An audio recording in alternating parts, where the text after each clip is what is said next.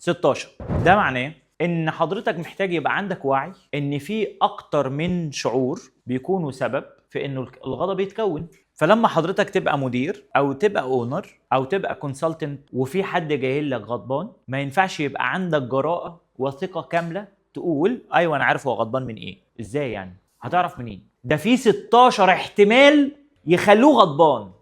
انت تقصد اي احتمال فيهم؟ في 16 شعور بيؤدوا انك تكون غضبان. يا ترى انت غضبان عشان ايه اللي حصل؟ عشان ايه الشعور اللي اتكريت عندك فدخلك للغضب؟ لذلك انا بتفاجئ لما يبقى في مدير دايما يقول ايه ايوه انا عارف هو كان غضبان. يا عمي اتك على الصبر. انت نفسك ممكن تبقى غضبان وما تعرفش الباب اللي دخلت منه للغضب ايه.